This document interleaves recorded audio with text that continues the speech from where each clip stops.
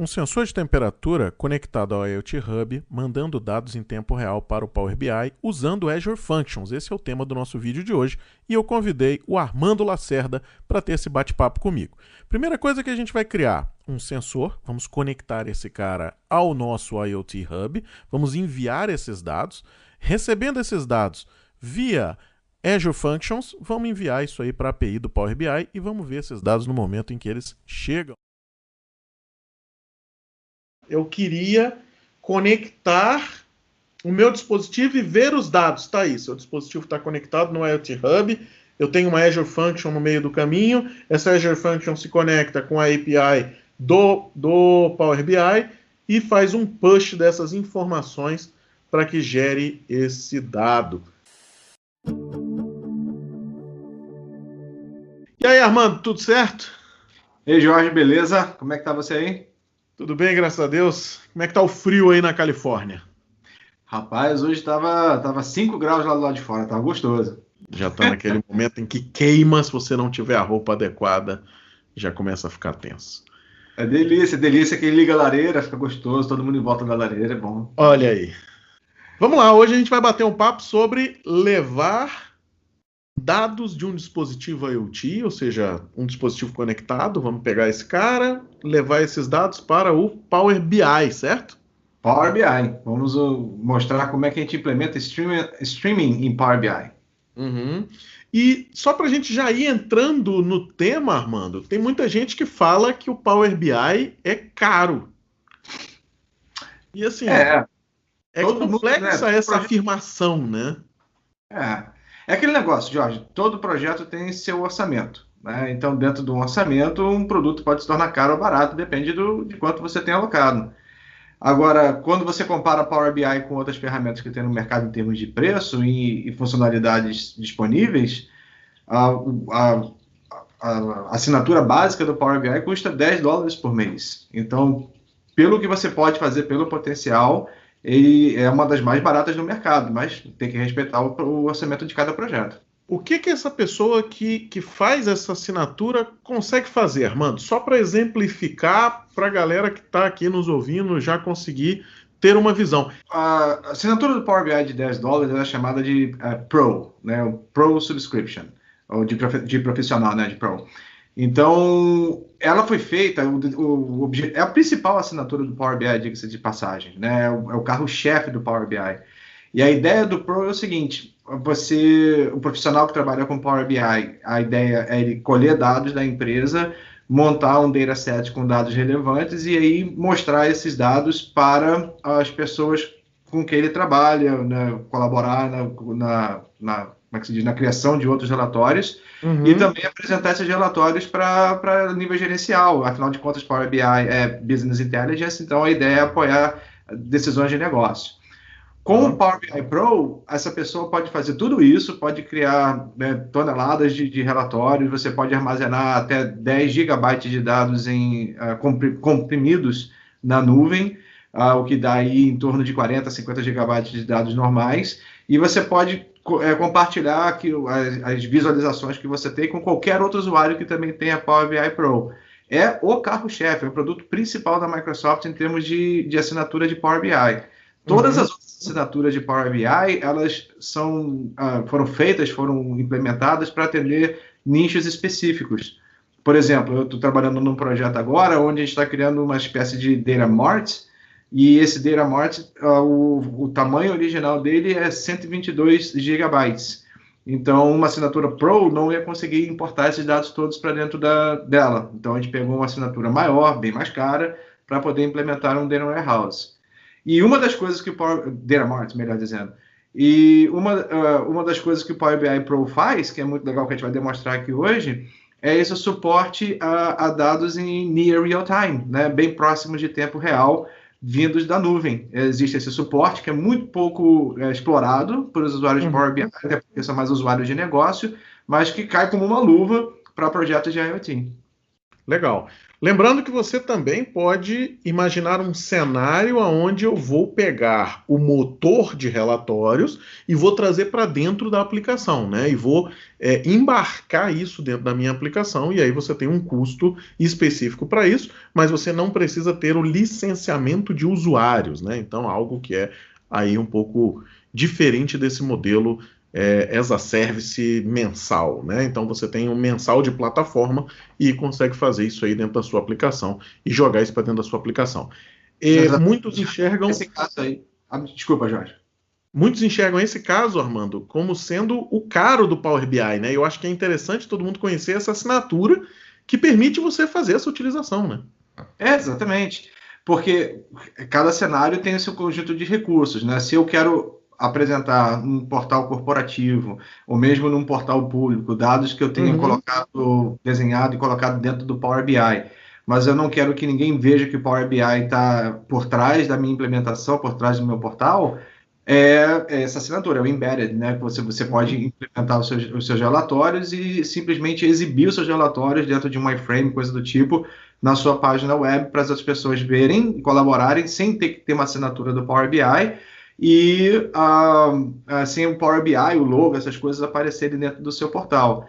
É um outro caso, né? Um outro caso de negócio, é um caso válido. E aí você entende o quê? Você entende que o modelo o modelo da Microsoft para faturar em cima de Power BI é baseado em assinatura. E não é baseado no software. O software, propriamente dito, ele é gratuito, né? Qualquer um pode baixar o Power BI Desktop, fazer os seus relatórios, criar screenshots, colocar dentro de PowerPoint o que for e mandar para frente sem pagar nada. Mas quando você parte para relatórios interativos, onde você vai explorar dados, você vai contar histórias, aí é onde a Microsoft cobra, ela cobra pelo serviço. E uma vez dentro daquele dado específico, né? Ou seja, eu tenho um dado de um sensor, a partir dali eu digo, olha, o que está acontecendo aqui com esse KPI aqui? Então vou conseguir dar um drill, entrar dentro de um relatório, expandir, explodir aquele cara. Isso, qual é o histórico e tudo mais. Então, como o modelo é baseado em assinatura, se você quiser colocar esse relatório ou algumas visualizações em particular desse relatório dentro do seu website, quem está acessando o seu website não tem assinatura, então o Embedded vai cobrar de você a assinatura que ele não está cobrando de quem está navegando nos seus dados. Legal. Por isso que é mais caro. Uma coisa que eu acho que é muito, muito bacana, né, para todo mundo saber é que existem várias ferramentas que você consegue, falando de IoT principalmente, né, que você consegue fazer toda essa exploração, né, da visualização do dado.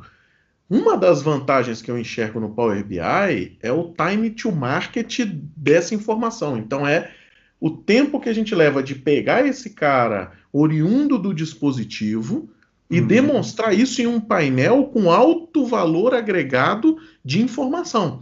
Então você conseguir ali assimilar, como o Armando falou agora há pouco, né? Trazer inclusive dados do teu, às vezes, background ali de serviços que você tem, ou seja, vou embutir ali dentro daquele cara uma informação que está vindo de um sistema, que está vindo de alguma coisa, essa licença te permite fazer isso, ou o próprio Embed, né, te permite, o embarcado também te permite fazer isso, e a grande vantagem é o tempo de desenvolvimento.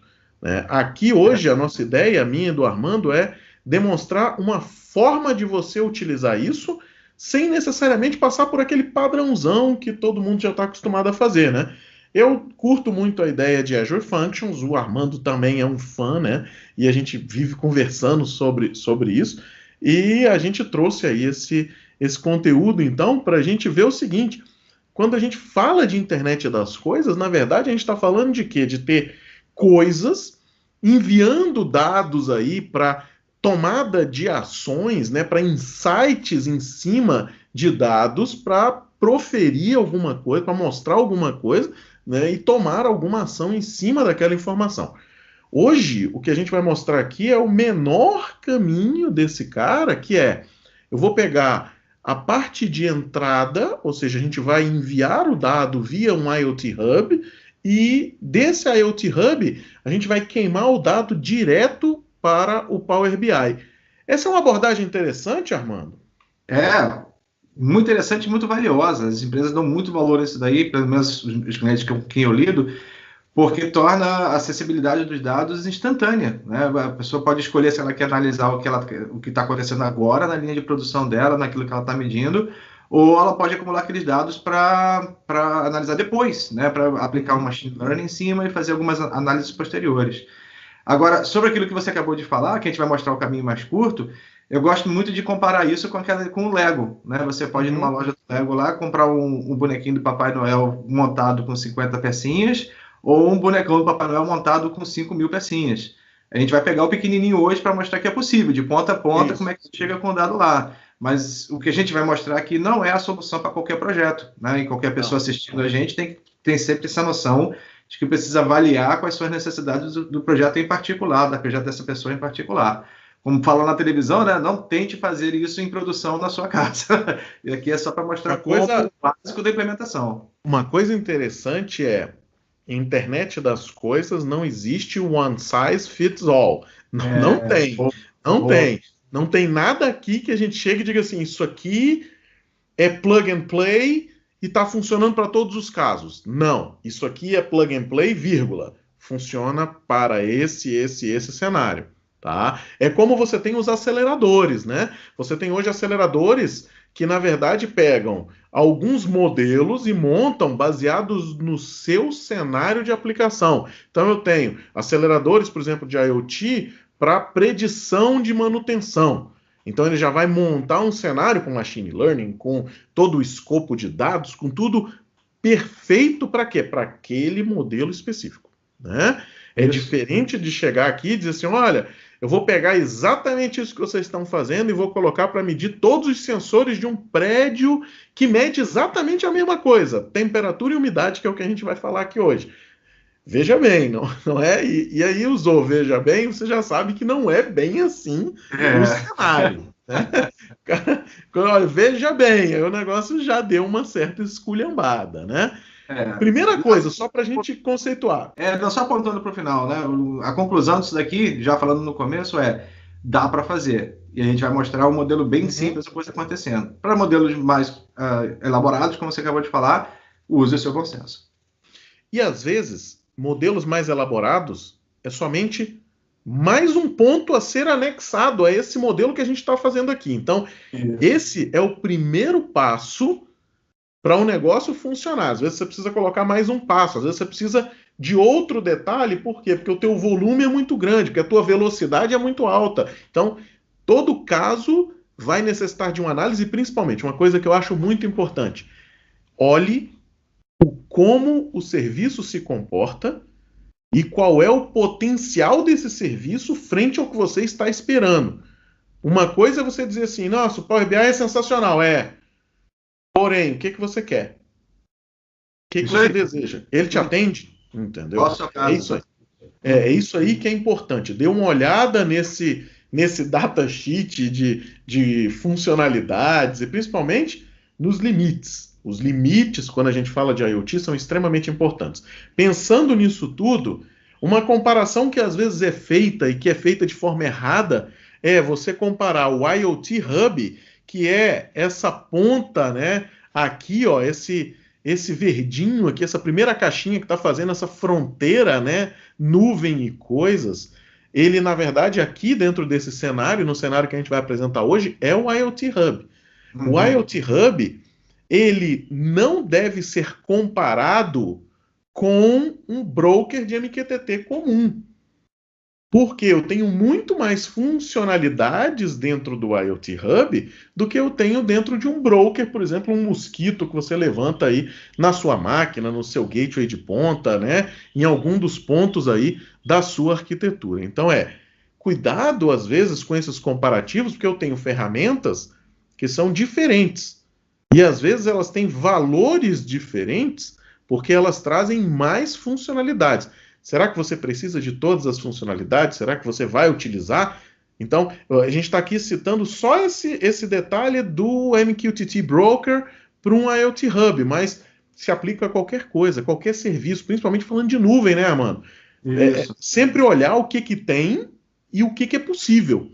Porque às vezes tem uma coisa que te atende que é muito mais barata, mas às vezes dá mais trabalho. Tem uma coisa que é muito mais barata, muito mais fácil, mas ela não tem um limite grande, mas você não precisa. Às vezes você vai usar pouco. Então, por que você não está usando aquela? Né? Então, hoje a gente tem uma gama dentro do Azure. Eu acho que é praticamente impossível hoje alguém conhecer a fundo e dominar todos os serviços que são oferecidos no Azure, porque a gente está falando desde de uma ponta de infraestrutura de rede até um as a service total de IoT, como eu tenho hoje no IoT Central. Né? E tem muito serviço que é oferecido no Azure, não só implementado pela própria Microsoft, como parceiros. De Né? terceiros também, né?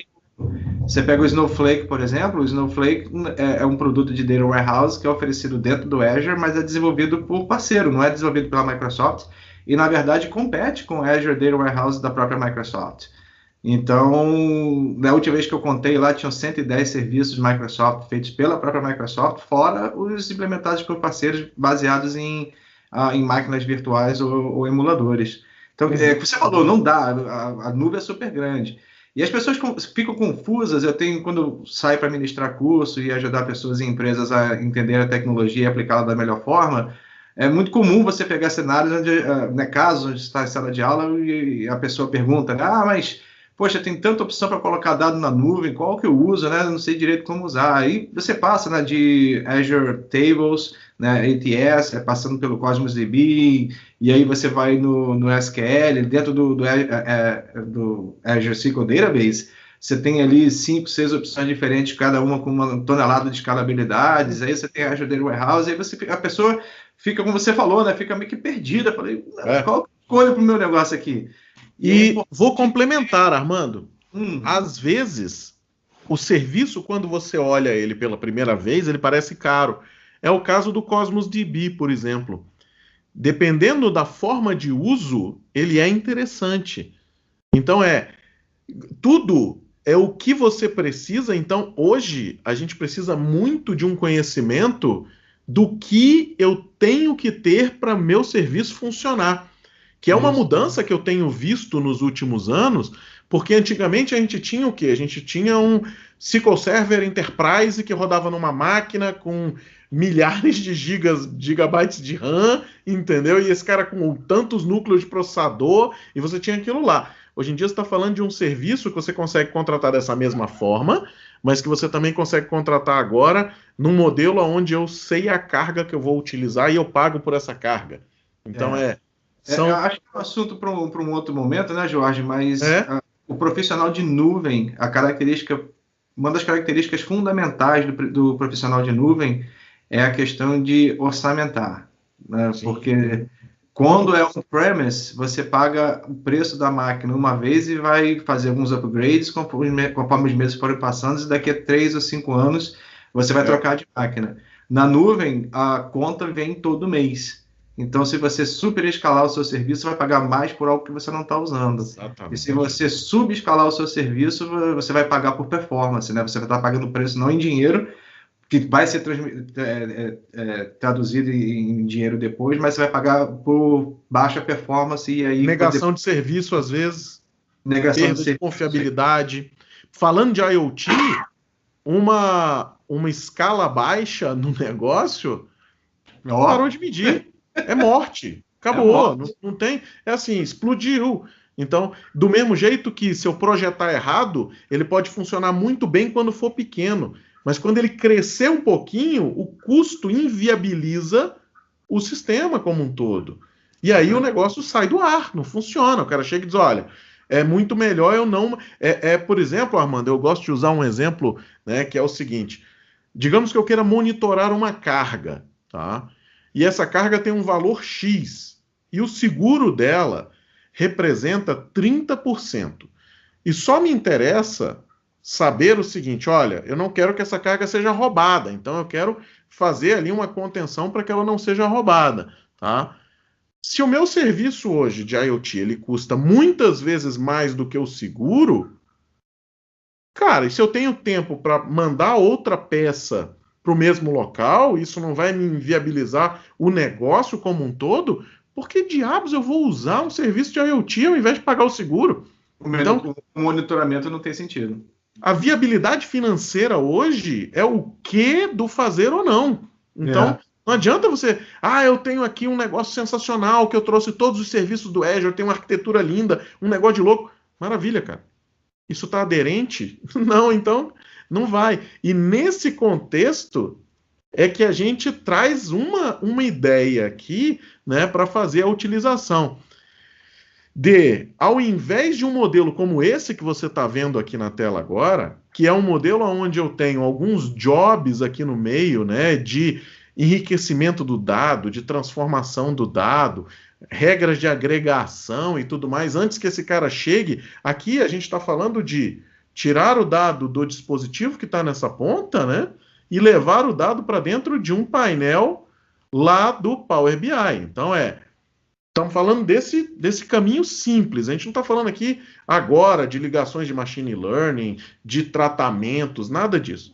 Só que para que ele chegue lá do outro lado, naturalmente eu tenho um caminho a percorrer, né, Armando? Tem que ter, porque, né, você está transmitindo dados de sensores, de vários sensores, de múltiplas posições através do seu IoT Hub, e normalmente você precisa tratar esses dados, ou em batch, né, em grupo, depois, ou pelo Stream Live, que é o que a gente vai fazer hoje. Mas mesmo quando é o Stream Live, você tem que tomar cuidado para não sobrecarregar os canais, os endpoints, especialmente o Power BI. Porque você tem, novamente, né, cada serviço tem o seu limite. Cada serviço funciona numa determinada faixa. Você tem que fazer isso é outro para o caso da nuvem, né? Cada serviço tem o seu limite. Se você precisa de mais, ou você upscale o seu serviço, ou você troca de serviço. Isso. E aí entra a questão de quem planeja, de quem define o orçamento. Exatamente. Lembrando, novamente, né? Quando você pensa aqui num cara como esse aqui do IoT Hub, você tem basicamente duas coisas que vêm aí, né? De oriundos do sensor, né? Então você tem o dado, que é o payload que esse cara está fazendo lá na ponta, tá? E você tem eventos esporádicos ou de manutenção, ou de problema, ou de uma série de coisas. Aqui a gente vai falar do payload, realmente, que é o que eu quero demonstrar, né, dentro desse meu cenário. Então, o que a gente quer trazer aqui hoje? Eu quero ter um dispositivo aqui na ponta que meça a temperatura e a umidade, e esse cara faça a ingestão por meio do IoT Hub e ele chegue aqui na ponta do Power BI. Uma das ideias é essa arquitetura aqui de serviços, outra ideia é a gente diminuir um pouco esse cara e trazer, ao invés de eu passar por algumas coisas, eu passar especificamente somente por um Azure Function. Tá? Então diminuir essa carga às vezes ali dentro, ou enriquecer, ou fazer alguma coisa. E lembrando, né? Quando eu falo de queimar esse stream de dados aqui saindo, né? Ou seja, imagine vários dispositivos ligados aqui, né? E esses caras entrando e passando dados e mandando informação. Ou seja, como é que você vai tratar esses caras? Né? E é isso que a gente vai mostrar aqui. Na verdade, a gente vai mostrar como é que você passa ele direto, né? Mas você conseguiria fazer esse tratamento, né, Armando? Isso, é uma das formas, né? O dado está chegando e você vai distribuir esse dado para múltiplos caminhos de processamento. Um deles que a gente vai implementar hoje é o caminho que vai levar aquele dado da chegada dele do dispositivo para visualização no Power BI. No caminho, você escolhe o que você quer fazer. Por questão de simplicidade, né, em função da gente que é simples, a ideia é fazer um caminho mais curto só para mostrar as conexões entre as camadas. Mas, claro que a pessoa pode implementar isso aí de forma muito, muito mais compreensiva. Já aproveito, convido você, curta o canal, né? Assista os outros vídeos, tem uma série de outros vídeos aqui no canal sobre a IoT também, tá? Tem muita coisa legal. E mande sua dúvida aqui embaixo, ou interaja com a gente. Não, olha, estou usando essa arquitetura, estou usando outra. Vamos conversar, vamos às vezes, vem fazer uma live aqui com a gente, ou vem fazer um webcast aqui com a gente para trazer o seu caso de uso, para a gente fazer essa discussão, né? Que eu acho que é bacana e é saudável aí para o nosso mercado como um todo, né? Expor aí essas várias frentes e como isso está funcionando no seu caso, para a gente conversar. Bom, Armando, um cenário básico de Power BI é dados dentro de uma base convencional, né? E vindo esse cara para o Power BI, correto? Correto. E algumas pessoas que são assim, acostumadas com o Power BI, que entendem o Power BI, sabem que o Power BI pode puxar dado, né, trazer dado para dentro de si de duas formas. Uma está aí na tela agora, se você passar próximo slide mostra a segunda, esse aí. Essa é a forma tradicional. 99% das pessoas que usam Power BI, é claro, um valor chutado aqui, usam Power BI de um desses dois jeitos. Ou eu trago o dado para dentro do Power BI de quando em quando, ou eu faço queries diretas na base via Direct Query. E como as pessoas normalmente usam Power BI. Então, quando fala, vou usar Power BI para mostrar dados near real time, vindos de sensores, nenhuma daquelas situações ajuda, porque na melhor das hipóteses, quando você faz import, você tem a possibilidade, assim, um valor muito caro mensal, em torno de $5.000, você pode fazer refresh a cada meia hora, o que não atende a grande maioria dos casos de monitoramento de IoT. E fazer Direct Query em base também aumenta muito o tempo, porque o dado tem que chegar pelos canais do IoT Hub, serem processados, guardados numa base que não vai causar contenção, porque o volume é grande, e aí vão ser processados pelo Power BI, vão ser perguntados, né, vai ter a query do Power BI indo lá cada vez que alguém quiser olhar as KPIs. Então, o tempo entre o dado ser adquirido e o dado ser exibido também fica grande, depende muito de muitos fatores, mas fica grande. O que muito pouca gente conhece, eu acho legal você ter montado esse webcast hoje, Jorge, para mostrar isso daí, é a questão do streaming dataset, que foi um recurso que foi publicado no Power BI em janeiro de 2017, quer dizer, tem um ano e pouco, aí vai fazer 2 anos agora, mês que vem, e que é um caso específico para esse tipo de situação onde você precisa de dados near real time. Por exemplo, vamos dizer que fugindo do cenário de IoT, eu sou uma empresa financeira, trabalho com stock market, né, com bolsa de valores, e aí eu preciso focar em determinados estoques e colocar no meu Power BI para comparar com a minha bolsa de investimentos. Esse dado vindo da bolsa de valores poderia estar vindo via streaming dataset near real time para eu poder fazer certas decisões de negócio. Então, esse canal do streaming dataset foi feito para isso, para você ter aplicações que estão colhendo dados em qualquer outro lugar e enviar para o Power BI imediatamente quando elas se tornam disponíveis. E o Power BI vai fazer esse dado ser apresentado na tela no dashboard num período, pode ser até de 1 segundo de delay, o que para a maioria dos casos é um período aceitável. Legal. Interessante. Às vezes, aí vamos novamente, né? O disclaimer que o Armando fez agora há pouco. Cuidado com a aplicação direta do que a gente está falando aqui, porque o que a gente está falando aqui vai funcionar extremamente bem para esse modelo e para outros modelos onde você consiga concentrar esses caras para fazer essa chegada dentro do limite, né? A gente vai falar de limites depois da nossa demo, mas essa é a ideia, ou seja, cuidado e conheça bem o que você está fazendo. Não vá primeiro para meter a mão no código ou meter a mão nessa implementação inicialmente sem saber especificamente o que o seu business case precisa. Seu business case é extremamente valioso. Se o Jorge fez e não funcionou, não resolve, né, Jorge? Isso aí é tenso, entendeu? E cuidado, né? Com algumas coisas que parecem ser simples, é o caso de internet das coisas, né? A internet das coisas é extremamente simples. E às vezes o negócio não anda, tá? Então tem que tomar esse certo cuidado. Armando, vamos então codificar o seguinte: em vez da gente pegar um device e tudo mais, vamos usar um device simulado. Aqui a gente escreveu um devicezinho baseado num exemplo, tá?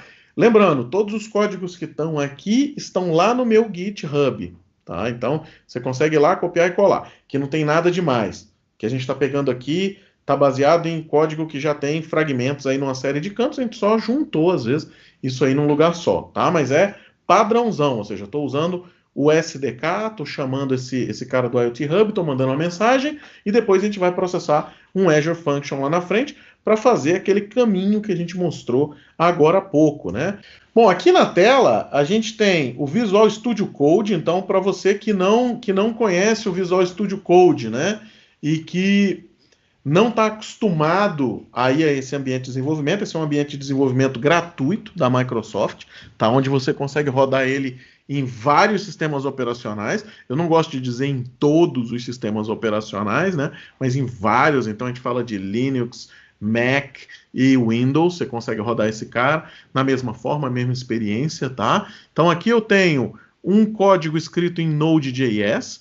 E o que eu estou usando aqui na lateral? Se você olhar, uma coisa interessante, aí eu aconselho, se você ainda não tem, instale o Visual Studio Code e instale uma extension que ele tem aqui, ó. Então aqui nas extensions, eu tenho uma extension de IoT, instala esse cara para você, esse IoT Toolkit aqui, que você vai ter muita coisa legal, tá? Para você brincar aí com o teu device, com o teu IoT Hub, para monitorar esses caras e tudo mais. Você tem muito mais coisa, né? Tem coisa aí que você consegue desenvolver, criar container de IoT Edge, tem algumas coisas legais, mas aqui você consegue basicamente ver os seus devices, tá? Mostrando um overview bem rápido. E a gente tem um device aqui criado, que é o meu device Power BI. Então esse cara aqui, ó, ele é o device que está sendo enviado. Então, se eu quisesse, por exemplo, pegar a string de conexão ou gerar um token SAS para esse cara, eu não precisava usar nenhum client, né? Mas se você quiser também, use o Azure CLI, que é extremamente interessante, o CLI, né?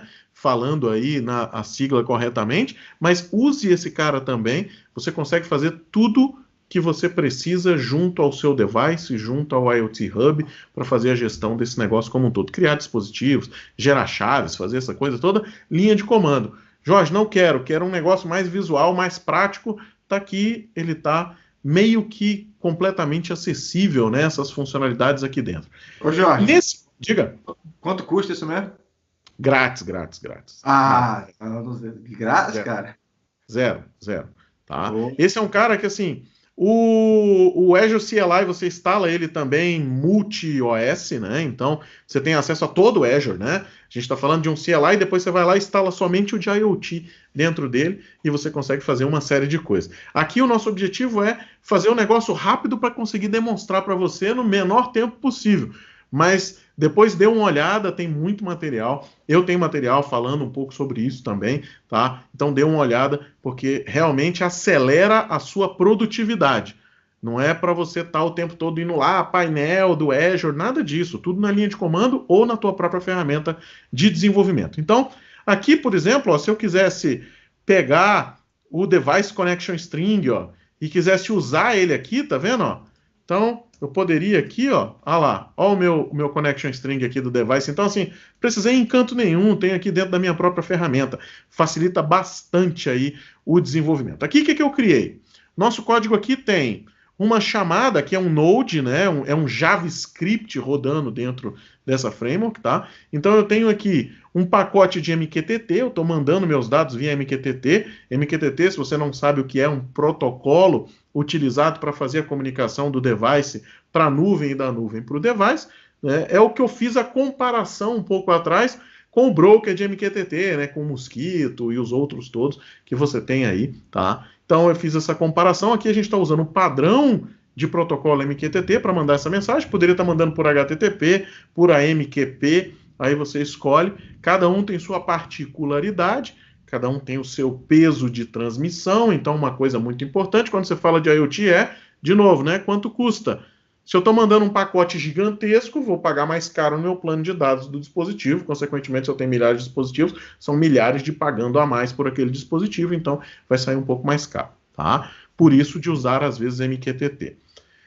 Estou criando um client de Azure IoT, ó, e o que eu faço aqui é extremamente, né, simples, ou seja, criei um intervalo de 1 segundo, tá? Pô, podia mandar isso aqui com meio segundo? Podia. Por que você não fez com meio segundo? Limites. Então, esse cara, quando ele enviar uma mensagem, vai gatilhar uma função, e essa função vai chamar uma API, e a API só aceita um limite e tal. Então, é isso que você tem que estar o tempo todo juntando todas essas peças do quebra-cabeça, garantindo que elas são seguras, garantindo que elas são efetivas na comunicação, porque senão você não tem a confiabilidade desse dado, então não adianta de absolutamente nada, né? Um sensor que não mede, é aquele device que você tem no canto que o cara diz assim, pô, mas você não devia ter sido alertado? Isso aí não funciona não, o pessoal trouxe, ligou aí, mas esquece isso aí, brother, esquece isso aí não dá futuro, entendeu? Então esse é o problema da confiabilidade, né, daquele serviço. Então o que eu fiz aqui, a cada 1 segundo ele cria uma mensagem, onde ele cria um número randômico aqui, então a temperatura começa em 20 graus e ela sobe entre 20 e 35 e a umidade sobe entre 60 e 80, tá? E eu estou mandando também a data da minha medição.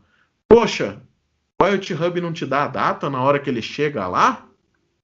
Por isso exatamente que eu coloquei aqui.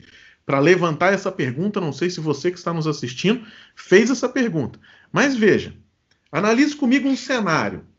Eu tenho um dispositivo, esse dispositivo manda mensagens, mas ele teve um problema que ele estava andando e chegou numa região de sombra de telefonia celular, indiferente do que você está usando, tá?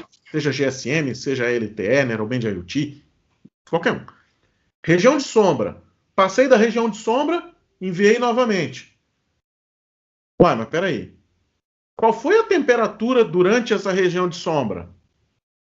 Então ele vai sincronizar esse cara, né? Se eu não tiver a hora que eu fiz a medição no device, mas aí depende do hardware do seu device, tem um real-time clock, desse real-time clock está sendo atualizado, tem toda uma problemática na ponta. Mas digamos que eu tenha tudo isso. Que horas eu fiz a medição? 8 horas e 2 minutos. Que hora que chegou lá na ponta? Chegou 9 horas e 3 minutos. Então eu tenho o horário que eu fiz a medição, o horário que foi enviado e que foi medido, que foi recepcionado, né, ingerido lá na minha ponta. Então, dependendo da regra, vale essa necessidade, tá? Isso já vai também encapsulado na mensagem. Você tem uma série de coisas. Aqui a gente colocou só para exemplificar, se você estivesse fazendo aí um projeto com arquitetura um pouco mais simples, não estivesse usando metadados, não estivesse usando uma série de coisas, você precisaria estar enviando isso aí, tá? Às vezes com uma arquitetura mais robusta, com metadados e tudo mais, você já tem isso aí embutido dentro do próprio metadados, usando o SDK, tá? Então é isso que a gente fez aqui. Peguei e estou mandando basicamente temperatura e umidade. Fim, tá? De quanto em quanto tempo ele manda isso? A cada 1 segundo. Então, primeira coisa que a gente vai fazer, isso já está conectado ao meu IoT Hub? Sim, já está conectado. Então, vamos começar a mandar. Node, nome do meu cara, device.js. Então, esse cara iniciou aí o envio. Legal, tá aqui. Mensagem, enviando mensagem, tal, não sei o que. Tá aqui. Ok. Funcionando então? Funcionando. Então, vamos para dentro do Power BI, né? Então, Armando, primeira coisa que eu tenho que fazer, né? Entrar com a minha conta, mas e se eu não tiver conta? Eu estou assistindo o vídeo agora e quero fazer. Quanto tempo eu tenho de trial? Não tem problema. O Power BI ele tem um modelo de conta gratuita, né? Você pode criar uma conta gratuita e trabalhar, levantar os dados para o Power BI só para sua conta, você não pode compartilhar com ninguém. Alguns dos recursos, como criar workspaces, por exemplo, dentro do Power BI, não estão disponíveis dentro da conta gratuita, mas você pode ativar para teste, né, para você experimentar o produto de graça. Você pode ativar o Pro, que é aquele que custa $10 por mês. Você pode ativar ele por 30 dias gratuito e pode estender por mais 30 dias, você pode usar até por 60 dias.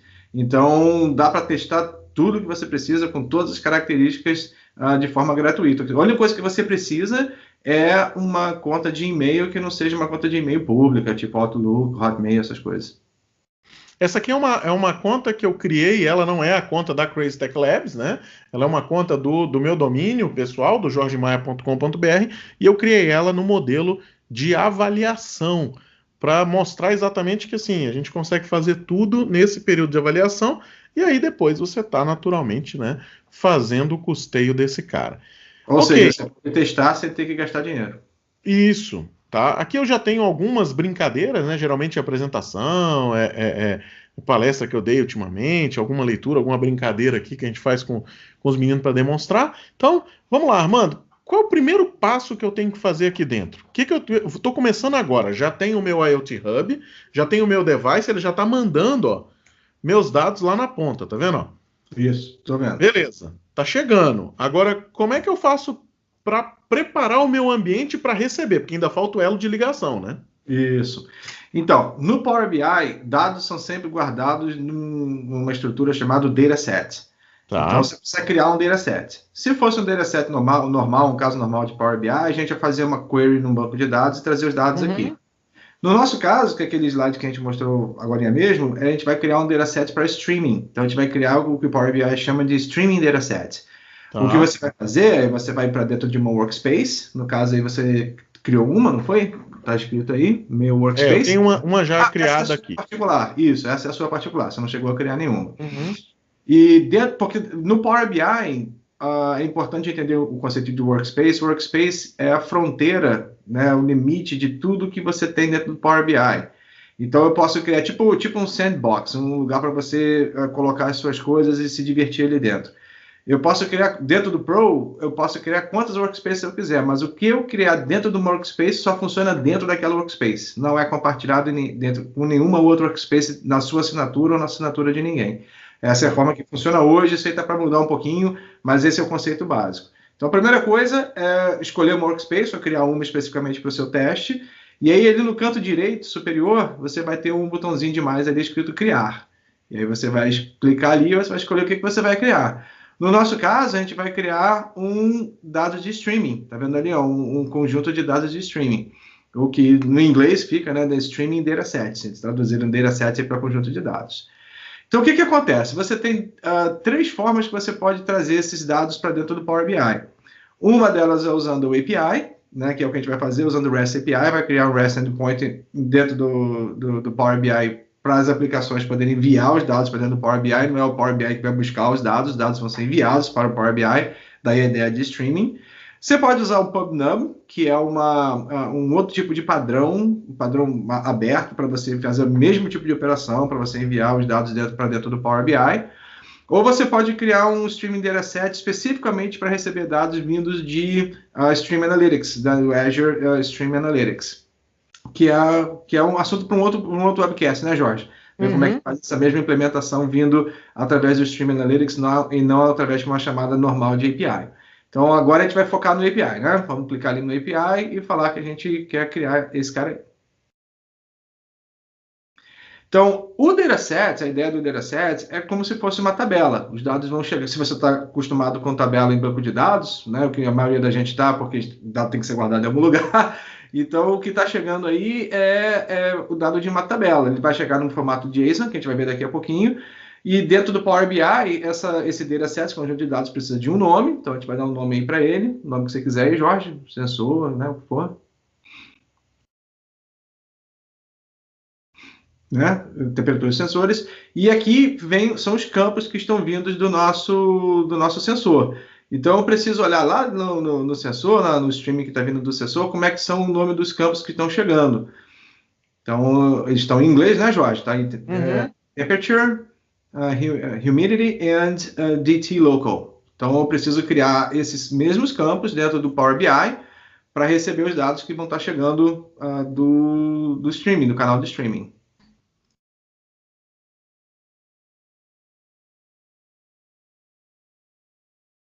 Você veja que a questão do dataset no Power BI, do streaming dataset, ele para poder ter performance, ele é feito bem simples. Veja o conjunto. Clica de novo para mim, Jorge, no conjunto de data types que a gente tem.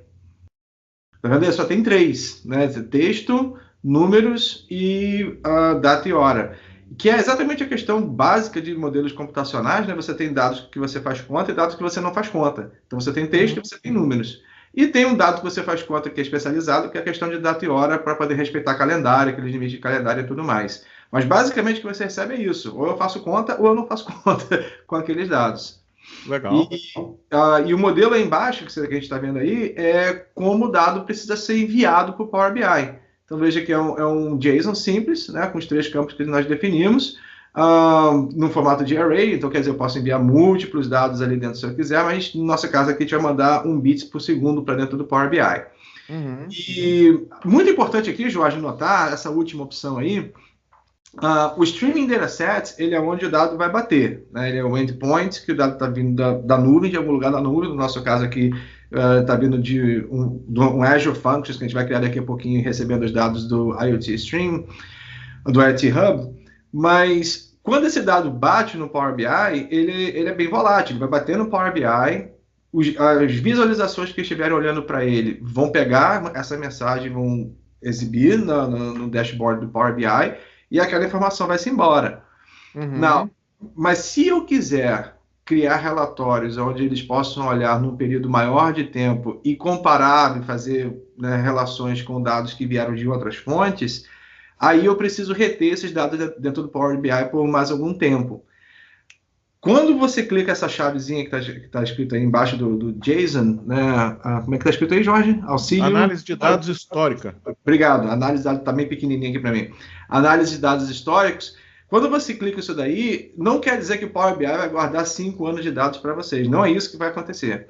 O que vai acontecer é, por trás dos panos, você nunca vai ver, nunca vai ter acesso a isso, vai criar um SQL por trás, e esses dados que chegaram real-time pelo streaming, eles vão ser enviados para aqueles visualizadores em tempo real e também vão ser enviados para essa pequena base que fica por trás, que vai guardar dados por 1 hora máximo, né? Não vai guardar dados por mais de 1 hora. E ali dentro ele vai acumular esses dados e vai servir esses dados para visualizadores mais complexos, que são os visualizadores de relatórios do Power BI, que é onde eu vou ter oportunidade de mostrar esses dados de uma forma mais elaborada e até mesmo fazer relações com outros dados vindos de outras bases. Legal, a importante aqui, Jorge, que a gente precisa deixar claro para quem está acompanhando, está, né, aprendendo essas coisas com a gente, é que os dados, quando são apresentados via relatório por esse canal que você acabou de habilitar, eles podem estar entre 3,5 a 5 segundos atrasados. Enquanto que os visualizadores específicos, que são bem mais simples, mas super velozes para poder processar esses dados em tempo real, eles são imediatos, né? Bateu no Power BI, ele aparece logo na tela para a gente, levando em consideração apenas a questão de comunicação com a rede, né? Que isso o seu web browser vai estar comunicando com o site do Power BI, então tem aquele delay aí do IP entre o site do Power BI e o seu browser. Beleza, então vamos criar esse cara. Pronto, está criado. O que a gente precisa criar dentro do Power BI para exibir os dados em tempo real é isso daí. Então, ali em cima na URL, você tem o endpoint, para você fazer a sua chamada de qualquer linguagem, de qualquer plataforma. Não precisa ser Azure Functions, você pode fazer isso em qualquer outra plataforma. Isso é uma chamada Web API normal, né? REST API normal. Não tem nada proprietário nisso daí. O JSON, o modelo do JSON está logo ali na frente, você pode ver ali e usar como modelo, é exatamente o que a gente está mandando a partir do dispositivo. E você pode fazer teste, né, Joyce? Se você tiver alguma ferramenta que você pode mandar curl, você pode clicar aí, copy and paste isso daí pelo curl, já pode mandar um dado para ver se vai aparecer logo de imediato, porque ele já está ativo. PowerShell também, né? PowerShell também é a sua última opção de dados lá, de código, né? Tem um código em PowerShell ali fazendo um Web API Call. E copy and paste para testar, para ver se ele já vai aparecer direto no dashboard. Só um alerta aqui para quem está assistindo a gente, Jorge. Quando você coloca o Sinai no ar, se você imediatamente pegar esse PowerShell ou curl e tentar fazer uma enviada imediata, ele vai enviar, mas pode ser que não apareça de imediato por todas aquelas questões de .NET, né, o Power BI, de repente o site está fazendo um warm-up ainda, alguma coisa, mas em um período máximo de 1 minuto ele vai começar a aparecer, aí vai ser tempo real dali para frente direto. Beleza. Então, feito isso, já copiei esse cara. Qual é o nosso próximo passo agora? Eu já tenho o device e já tenho o meu dataset, certo? Então, antes da gente criar, Armando, o primeiro dashboard nosso, vamos fazer já o elo de ligação, né? Aqui a gente já está dentro da minha Azure Function, eu desabilitei ela aqui anteriormente, né? Mas eu já tenho esse cara aqui, ó, funcionando com um trigger chegando direto do meu IoT Hub. Vamos criar uma nova aqui, Armando? Para quem nunca criou uma função, acho que pode ser legal, né? Pode, para mostrar que é simples, né? Não tem... Então vamos lá. Aqui, live sem... Olha lá. Eu tenho aqui vários tipos, né, de gatilhos que podem acionar um Azure Function, tá? Se você não sabe criar um Azure Function, basta ir lá nos seus resources, né, e adicionar um Azure Function, é tranquilo de fazer isso aí, tá? Então, ó, eu tenho vários aqui, tá vendo, ó?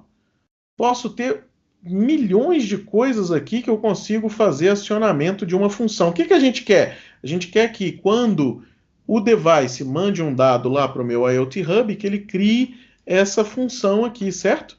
Então eu vou Certo. criar esse cara aqui, ó. Vou criar aqui um IoT Hub demo Power BI.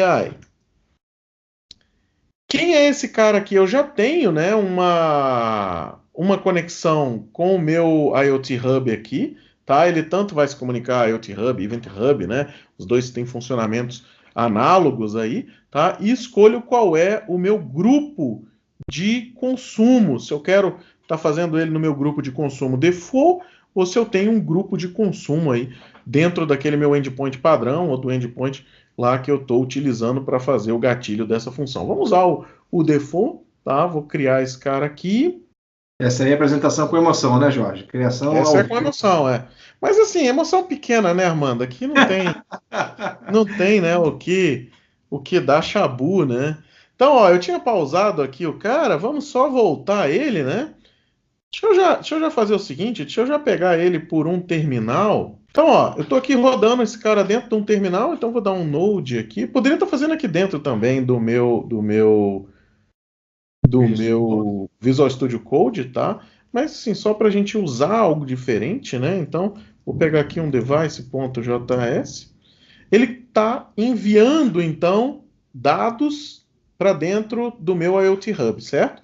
Ou seja, a partir do momento que eu estou enviando esses dados, se eu estiver rodando uma function que está escutando a chegada desses dados, ela, teoricamente, vai ver esses dados chegando, né? Então, vamos lá para esse cara, vou dar um save aqui nele, né? Você já escolheu na tela anterior, não é isso? Olha lá. Vai ele chegando aqui, ó. Meus dados chegando aqui, ó. Legal. Olha lá, umidade, temperatura executada. Então, ou seja, está funcionando, né? O que que eu vou fazer? Vou pegar só um pedacinho aqui, ó, de código, ou eu vou fazer o seguinte, ó. É melhor, vamos copiar o código e vamos trazer ele para cá. O que que eu tenho de diferente nesse código aqui, Armando? Eu só criei o seguinte. Dentro, né, do meu namespace de HTTP, eu tenho um HTTP client que vai fazer o post para dentro daquela URL específica de quem? Do meu IoT Hub Message, tá? Então vou pegar esse cara aqui, vou dar um Ctrl C aqui, vamos levar ela para lá. Vou colar ele aqui embaixo para você ver, ó, que não tem nenhuma diferença, tá vendo? A assinatura aqui é a mesma, porque eu estou usando inclusive a mesma nomenclatura, tá? Então o que eu vou fazer aqui é só apagar esse cara, ó. Lembrando, né, como eu estou utilizando, né, um namespace diferente, eu vou dar um using nele aqui em cima. Essa é a minha única, não tem nada de grande inovação aqui nesse código. E o que eu preciso é minha... Para ser simples. É feito para ser simples. É um negócio bem tranquilo, tá? Então esse cara aqui agora eu vou pegar e vou jogar o quê? Vou jogar o meu endereço, né, da API do Power BI. Poxa, eu perdi essa API aqui do Power BI e estava copiada e eu não sei mais. A gente criou o quê? Um conjunto de dados, não foi? Então eu venho aqui, ó. Qual foi o conjunto de dados que eu criei aqui? Não foi o de sensores? Então eu vou vir aqui, ó, na informação, vou pegar as informações aqui da API, ó.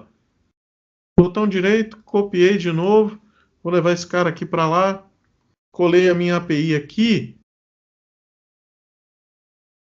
colada aqui o meu endereço, olha lá, o API, Power BI, beta, tal. Legal, o que que eu estou fazendo aqui? Um client de HTTP. Diga. Só para deixar claro aí, né, sobre saltar um tópico que você falou, a questão de segurança, né?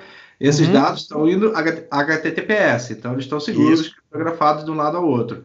E a chave de segurança é uma chave compartilhada, esse hash key que está aí na URL. O que significa que qualquer aplicação que tenha acesso a essa hash key vai poder enviar dados para aquele endpoint do Power BI. Vai fazer push em relação à segurança, é importante lembrar que tem que controlar quem tem acesso àquela workspace para poder ver essa chave aí. Exatamente. Aqui o que eu estou fazendo? Um post puro, tá? Aonde? Nessa API, mandando o quê? Mandando meu IoT Hub Message. Ele já está funcionando aqui, eu vou simplesmente salvar esse cara. A partir do momento que eu salvei, esqueci esse cara, né, Armando? Não preciso mais nem olhar para ele, né? Vamos voltar agora para onde?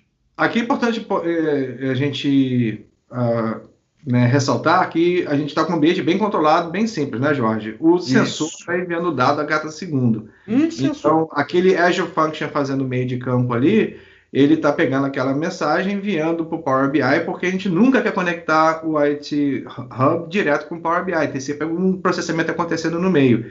Então, essa infraestrutura mínima, né, bem básica, embora a gente não tenha fazendo processamento nenhum no Azure Functions. Mas, normalmente, alguma coisa vai acontecer ali, além de simplesmente enviar o dado para o Power BI. Como o Azure Functions já está enviando os dados para cá, agora o que eu tenho que fazer é exibir esses dados. Perfeito. Mas, Armando, só para quem está nos ouvindo, poxa, então, o que você está me mostrando aqui vai ter um caminho extremamente mais complexo depois. Não. Vamos só ilustrar um cenário? Eu tenho que tratar a informação, continuo usando o mesmo Azure Function que a gente acabou de escrever. Mesma coisa.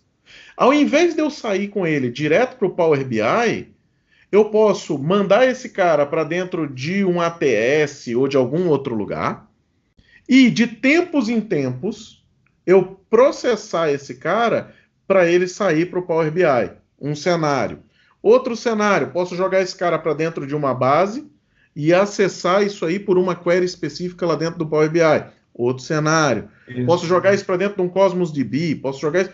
Cara, só você ir juntando agora peças para que garanta o que você precisa, e o que você precisa tem que ser atendido. Então tem que garantir esse movimento. Mas quando o Armando falou, não, aí você acrescenta mais coisas, é exatamente isso que eu falei. Então, às vezes, é mais um ponto só, tá? Para garantir que você não vai explodir. Precisa fazer. Exatamente. Vamos criar mais um painel aqui, Armando? Vou criar um diferente aqui, vou chamar esse cara aqui de sensores. Vamos criar. Beleza, tá aqui o painel em branco. E agora? Aqui é importante notar o seguinte. Você criou um painel, né? Tá aí criado bonitinho, mas dentro do Power BI existem duas coisas. Existem painéis e existem relatórios. Com dados vindos de bases, normalmente o usuário de Power BI ele vai criar um relatório primeiro e depois criar painéis a partir dos relatórios. Com dados vindos de streaming datasets, né, de conjunto de dados de streaming, é o contrário, né? Você vai criar o seu streaming dataset. O que você quiser mostrar em tempo real, você vai mostrar através dos painéis que a gente vai fazer agora, você acabou de criar. E se você quiser mostrar esses dados em tempos reais em relatórios, aí você tem que estar com aquela chavezinha ligada que você mostrou antes, né, Jorge? A gente discutiu. E só depois do dataset criado, você pode ir no Power BI Desktop para criar os seus relatórios, ou mesmo fazer na nuvem, dá para fazer na nuvem também. Isso. Mas o processo é invertido, né? Se alguém de Power BI alguém que não é exatamente de IoT, mas aí em Power BI está envolvido num projeto como esse, é importante ajudar essa pessoa também para mostrar que esse processo é ligeiramente invertido do que o fluxo de trabalho normal. Que era comum no antigo BI, né? O antigo BI você gerava relatórios que faziam os filtros, os somatórios, as coisas todas, e deles você extraía um dado para levar para dentro de um painel no modelo de um KPI, de alguma coisa, fazendo aí um balance scorecard, ou fazendo alguma coisa acontecer de fato, né? Exatamente, é meio contra-intuitivo, mas é assim que funciona com o streaming. Isso. Então vamos lá, vamos criar um bloco novo, algumas pessoas chamam de cartão, né? Cartãozinho. E os dados não vão vir de um dataset normal, né? Mas eles vão estar vindo de de streaming. Esse aí que está com o cursor aí. Então, clica nele. Nós só temos um, eu acho, né? Só criamos um. Não, nós temos outro. Eu estava fazendo uma demonstração aqui, Armando, para o pessoal ter uma ideia, né? De um sensor de TPMS. E a gente estava fazendo exatamente um processo de agregação. Aí ele tinha mais alguns pontos. Para quem não sabe o que é TPMS, é um gerenciamento de pressão de pneus, tá? Então você tem a pressão do pneu de um carro e aí você faz a gestão daquele cara e a gente fez uma agregação para mostrar como é que funcionava isso aí, exatamente usando uma arquitetura semelhante. Eu fiz uma demonstração essa semana aqui disso. Então vamos lá, sensores. Vamos para o nosso, que a gente acabou de criar, né? O dataset de sensores. E esse aí são as opções que a gente tem para esses visualizadores, esses cartões, aquele quadradinho branco que está ali do lado ali, para a gente mostrar esses dados. Esses sensores, esses cartões aí, essas visualizações, elas são super rápidas em termos de processamento dos dados. A gente só tem essas. A gente não pode criar novas, não pode pedir para terceiros, porque no Power BI, quando você faz um relatório no Power BI, você pode usar visualizações que vêm com Power BI, você pode usar visualizações de terceiros dentro do Marketplace, ou você pode criar as suas criando TypeScript. Você pode ser, né, tem várias opções para você expandir as visualizações. Para streaming, você só tem essas 4 quando a gente está usando as visualizações, né, os painéis dentro dos painéis. As outras estão disponíveis com um tempo de delay maior e se aquela chavezinha estiver ligada que a gente demonstrou antes. Então escolhe aí, Jorge, monta aí uma linha aí, né? Aquela usando do tempo lá. Então, no eixo aqui eu vou pegar o meu date time, né? Vou pegar o meu horário, tá? E vou simplesmente adicionar aqui um valor de temperatura. Opa! Armando, tá pronto? Já tá aí, ó. Tempo real. Tem que fazer mais nada. Não tem que fazer mais nada. Você pode abrir a janela ali, dependendo de quanto tempo você quer mostrar nessa visualização. Se você tiver dados suficientes, a gente não tem 5 minutos de dados ainda, então o passado está em branco, mas no último minuto a gente tem dados, né? Tá chegando os dados aí, e você pode mostrar, né? Vou deixar em 1 minuto que é mais emocionante, Armando. Muda mais rapidinho. Posso aqui dar alguns detalhes, né? De visual, de algumas coisas, mas vamos passar. Você pode decorar o título ali e trocar alguns elementos do título. Dentro do ecossistema do Power BI tinha uma telinha ali de URL, você poderia também colocar uma URL de referência ali. Vamos criar outro? Armando, vou só criar então aqui um cartão para mostrar o valor imediato da medição, só para quem está nos assistindo conseguir ver o seguinte, olha, qual é a temperatura atual desse cara, tá? Então vou salvar esse cara aqui, vou aumentar ele, ó. Temperatura atual é 29, 31, 33, mas a variação está sendo demonstrada aqui na lateral. Exatamente. Em tempo real, né? Em tempo real. Direto, passando pelo functions, caindo aí. Exatamente. Deixa eu trazer logo a umidade aqui também, né? Já que a gente trouxe esse cara. Fazer um gráfico de linha, só para todo mundo ver aqui, ó, como é realmente bem tranquilo, né? E sem trabalho. Ou seja, não tem... Poderia estar mudando visualização, fazendo algumas coisas, mas só para a gente...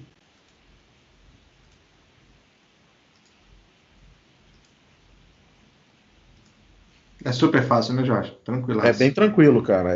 Imagina que você é o seguinte, fazendo seu piloto, né? Fazendo sua POC às vezes, e...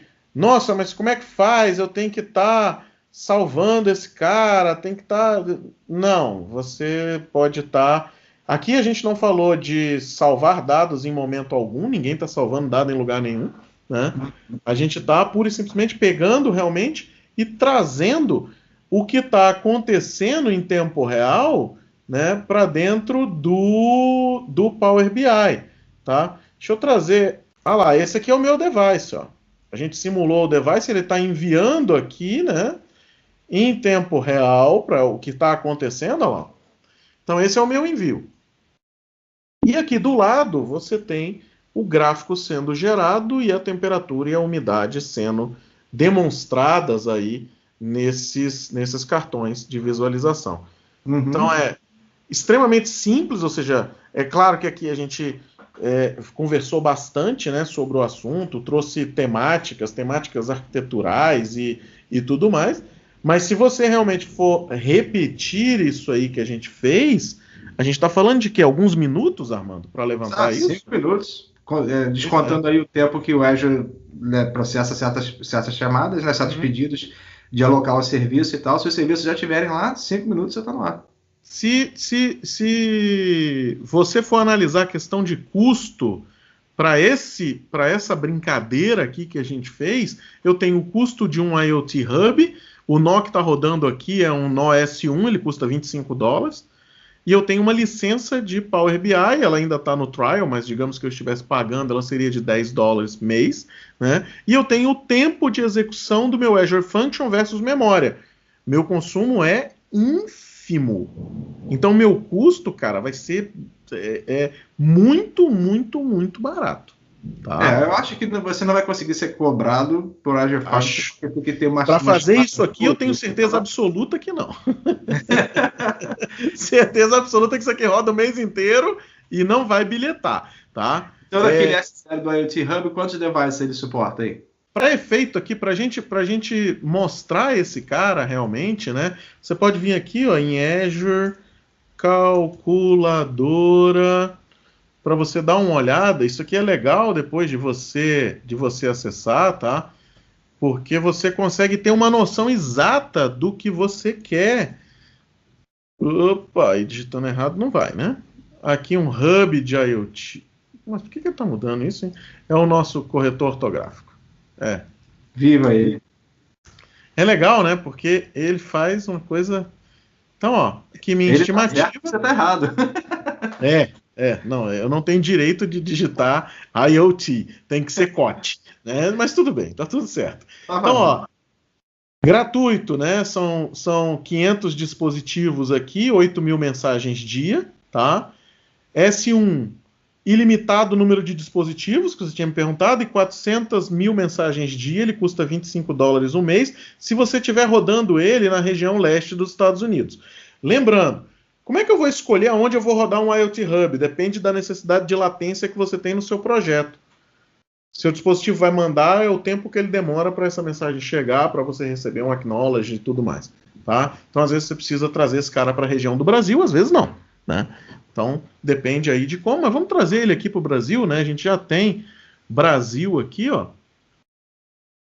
E aí você tem o custo de R$100, $100, né? Mês para esse cara. Ele custa um pouco mais, mas o número é o mesmo, né? Então você tem, no primeiro nível, você tem 400.000 mensagens dia, no segundo nível 6 milhões de mensagens, depois 300 milhões de mensagens dia. Número ilimitado de dispositivos. Você não pode abater isso aí. Se você bater esse número de mensagens, você tem que aumentar a instância dele. Tá? Então você vai ter um número de unidades aqui diferentes. Lembrando, mensagem tem um número X de tamanho, tá? Então você não pode estourar aí os Ks dessa mensagem de tamanho. Beleza, tá aí, funcionando.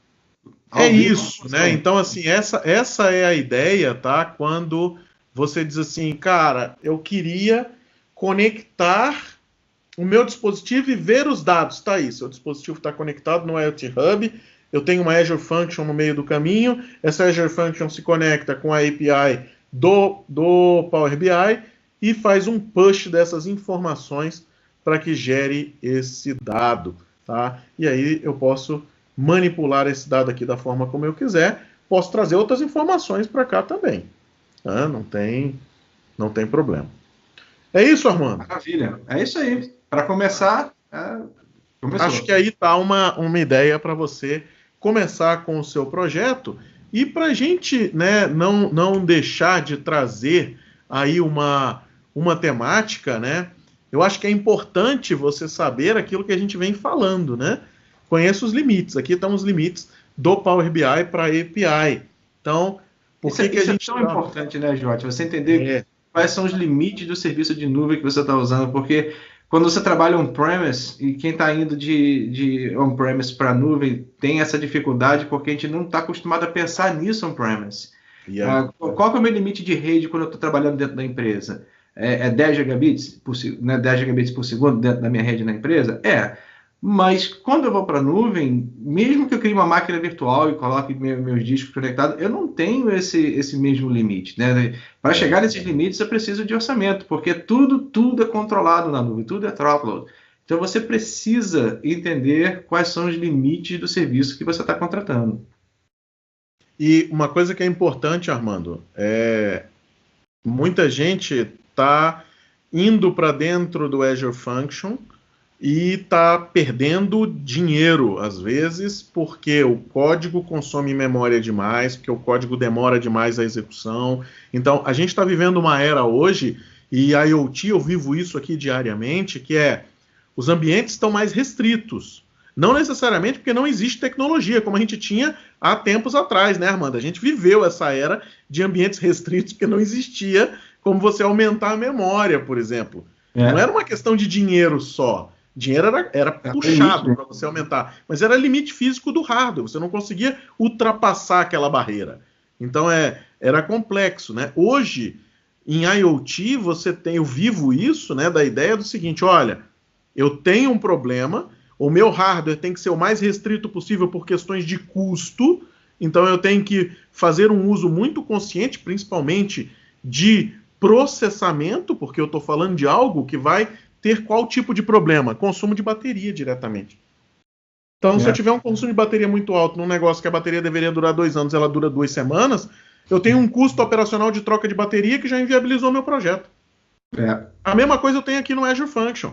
Ele é extremamente interessante, desde que seu código seja perfeito. Se o seu código for ruim, seu custo é alto. E a questão do código perfeito aí mexe um pouco com vaidade. Não, eu sei programar bem. Não é questão de saber programar bem ou mal. Claro, né, bem treinado, todo mundo programa bem. Exatamente. A questão é entender como é que o código tem que funcionar. Por exemplo, se o programador é um programador de interface de usuário, ele está acostumado a fazer um select trazendo não sei quantas mil linhas e mostrar aquilo ali no desktop, na tela, no browser, o que for. Quando você faz serverless programming, você não quer ocupar tanta memória. Na realidade, você quer fazer um código que tem um approach diferente para o mesmo processamento. E aí mora o X da questão. Exatamente. Então, essa é a problemática de hoje. Existe potencial, existe tudo para te facilitar, para o seu time to market ser pequeno, porém, o que vai definir isso é o quanto você sabe usar desses serviços para que o seu custo seja legal para esse seu projeto, porque senão inviabiliza. Solução hoje eu acho que a gente tem para tudo, né? Não tem nada que você diga assim, hoje praticamente impossível, isso é difícil. É difícil. Claro que sempre vai rolar, mas é muito difícil disso acontecer. O problema é você conseguir pagar a conta. Porque às vezes você coloca tanta coisa dentro de uma panela para fazer uma receita que o negócio vai pipocar. Entendeu? Essa é a problemática. É isso aí. Bom, espero que você tenha curtido, você que está nos assistindo aí, espero que você tenha curtido.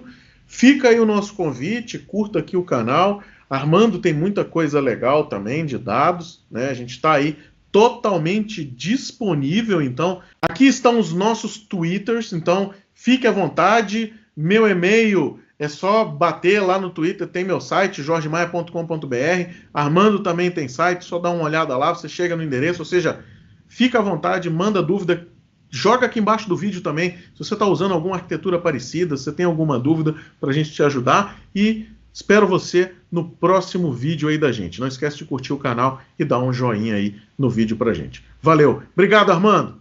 Obrigado, Jorge, por me convidar. É muito legal bater papo contigo nessas coisas. Valeu mesmo. Valeu. Abraço. Tchau.